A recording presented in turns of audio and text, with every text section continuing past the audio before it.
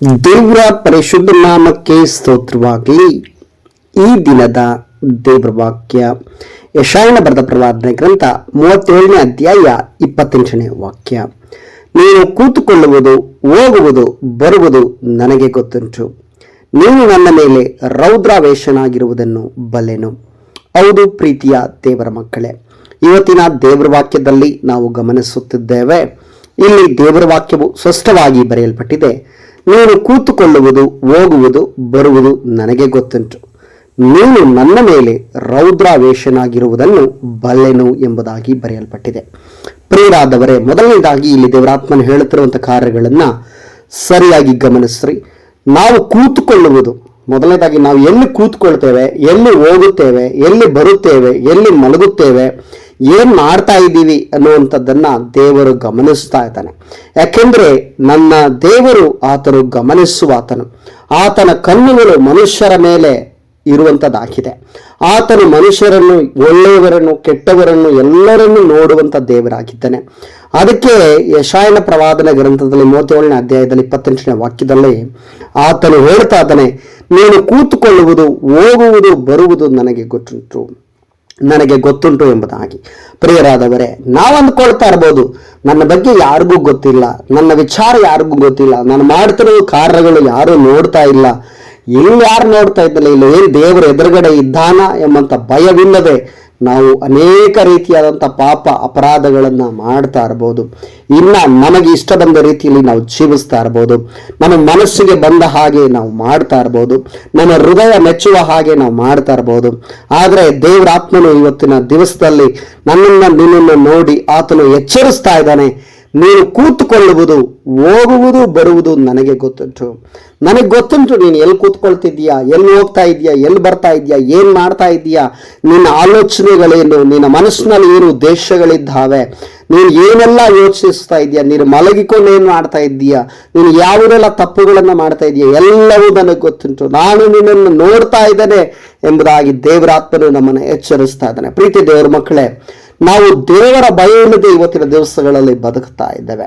ನಮ್ಮ ಜೀವಿತದಲ್ಲಿ ದೇವರ ಭಯವೇ ಇಲ್ಲ.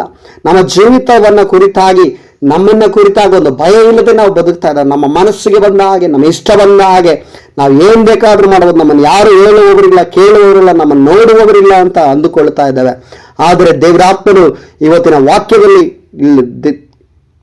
ಹೇಳ್ತಾ ಇದ್ದಾನೆ, ನೀನು ಕೂತುಕೊಳ್ಳುವುದು, ಬರುವುದು, ಹೋಗುವುದು ಎಲ್ಲವೂ ನನಗೆ ಗೊತ್ತುಂಟು ಎಂಬುದಾಗಿ. ಪ್ರೀತಿಯ ದೇವರ ಮಕ್ಕಳೇ, ಅದು ಮಾತ್ರವಲ್ಲ, ನೀನು ನನ್ನ ಮೇಲೆ ರೌದ್ರಾವೇಶನಾಗಿರುವುದನ್ನು ಬಲ್ಲೆನು.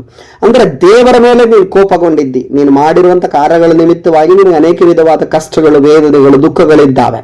ನೀನೇನು ಮಾಡ್ತಾ ಇದ್ದಿ ಅಂದ್ರೆ ದೇವರ ಮೇಲೆ ಕೋಪವನ್ನು ತೋರಿಸ್ತಾ ಇದ್ದಿ.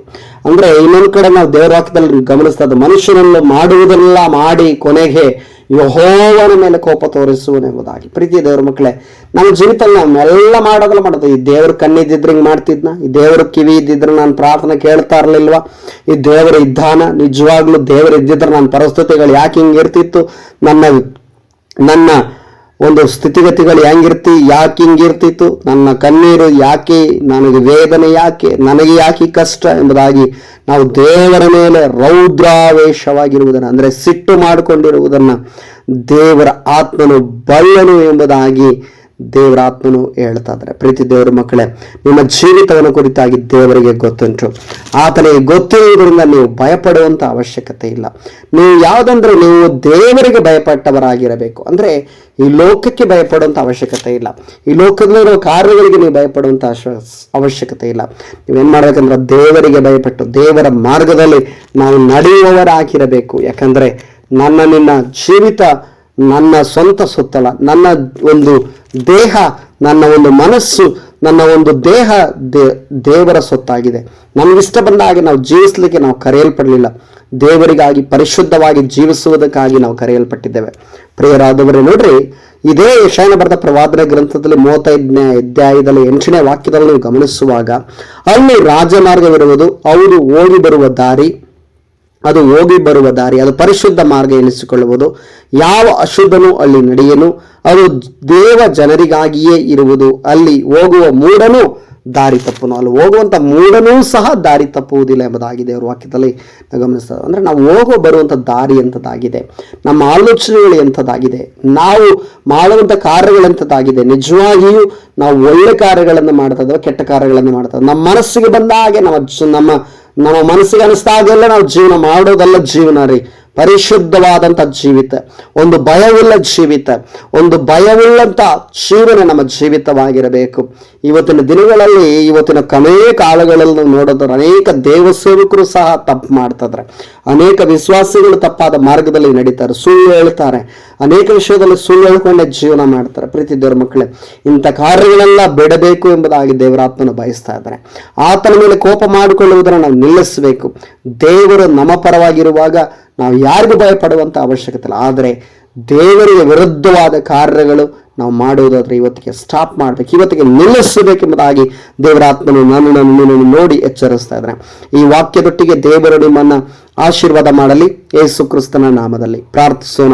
ಸರ್ವಶಕ್ತನು ಮಹಾಪರಿಶುದ್ಧನೂ ಆದ ತಂದೆಯಾದ ದೇವರೇ, ಇವತ್ತಿನ ದಿನಕ್ಕಾಗಿ ಸ್ತೋತ್ರಪ್ಪ. ಈ ಒಂದು ದಿನದಲ್ಲಿ ಕರ್ತನೆ ವಾಕ್ಯವನ್ನು ಕೇಳುವಂತ ನಿನ್ನ ಮುದ್ದು ಮಕ್ಕಳನ್ನು ಆಶೀರ್ವಾದ ಮಾಡ್ರಿ. ಹೌದು ಸ್ವಾಮಿ ಕರ್ತನೆ, ಯೆಶಾಯನ ಬರೆದ ಪ್ರವಾದನೆ ಗ್ರಂಥ 37ನೇ ಅಧ್ಯಾಯ 28ನೇ ವಾಕ್ಯದಲ್ಲಿ ಸ್ವಾಮಿ, ನೀನು ಕೂತುಕೊಳ್ಳುವುದು, ಹೋಗುವುದು, ಬರುವುದು ನನಗೆ ಗೊತ್ತುಂಟು. ನೀನು ನನ್ನ ಮೇಲೆ ರೌದ್ರಾವೇಶನಾಗಿರುವುದನ್ನು ನಾನು ಬಲ್ಲೆನು ಎಂಬುದಾಗಿ ಸ್ವಾಮಿ, ನನ್ನ ಜೊತೆಗೂ ಕರ್ತನೆ ವಾಕ್ಯವನ್ನು ಕೇಳುವಂತ ಪ್ರೀತಿಯ ಮಕ್ಕಳೊಟ್ಟಿಗೂ ಸ್ವಾಮಿ, ನೀನು ಮಾತನಾಡಿದ ದೈವಿಕ ಕೃಪೆಗಾಗಿ ನಿನಗೆ ಸ್ತೋತ್ರ ಮಹಿಮೆಯನ್ನು ಸಲ್ಲಿಸ್ತಾ ಇದ್ದೇವೆ ಸ್ವಾಮಿ. ಕರ್ತನೆ ಈ ವಾಕ್ಯವನ್ನು ಕೇಳುವಂತ ಪ್ರತಿಯೊಬ್ಬರನ್ನ ಆಶೀರ್ವಾದ ಮಾಡ್ರಿ ಸ್ವಾಮಿ. ಈ ವಾಕ್ಯ ಎಚ್ಚರಿಸಿದ ಪ್ರಕಾರ ಸ್ವಾಮಿ, ನಮ್ಮ ಜೀವಿತದಲ್ಲಿ ನಮ್ಮನ್ನು ಯಾರು ನೋಡ್ತಾ ಇಲ್ಲ ಎಂಬುದಾಗಿ ಇಲ್ಲದೆ ಕರ್ತನೆ ನನ್ನನ್ನು ದೇವರು ನೋಡ್ತಾ ಇದ್ದಾನೆ, ನಾನು ದೇವರು ಗಮನಿಸ್ತಾ ಇದ್ದಾನೆ. ದೈವಿಕ ಭಯ ಪ್ರತಿಯೊಬ್ಬರ ಜೀವಿತದಲ್ಲಿ ಉಂಟಾಗುವಂತೆ ಸ್ವಾಮಿ ನಾನು ಪ್ರಾರ್ಥಿಸ್ತಾ ಇದ್ದೇನೆ ಸ್ವಾಮಿ. ದೇವರಿದ್ದಾನೆ, ದೇವರು ನಮ್ಮನ್ನು ಗಮನಿಸ್ತಾ ಇದ್ದಾನೆ ಎಂಬಂತ ಭಯ ಉಂಟಾಗಲಿ ಸ್ವಾಮಿ. ಕರ್ತನೆ ಹಾಗೆ ನೀನು ಮಾಡಿದ್ದಕ್ಕಾಗಿ ನಿನಗೆ ಸ್ತೋತ್ರ ಮಹಿಮೆಯನ್ನು ಸಲ್ಲಿಸುತ್ತಾ ನಜರೇತಿನ ಯೇಸು ಕ್ರಿಸ್ತನ ನಾಮದಲ್ಲಿ ಪ್ರಾರ್ಥಿಸ್ತನ ತಂದೆಯಾದ ದೇವರೇ, ಆಮೆನ್, ಆಮೆನ್, ಆಮೆನ್. ದೇವರು ನಿಮ್ಮನ್ನು ಆಶೀರ್ವದಿಸಲಿ.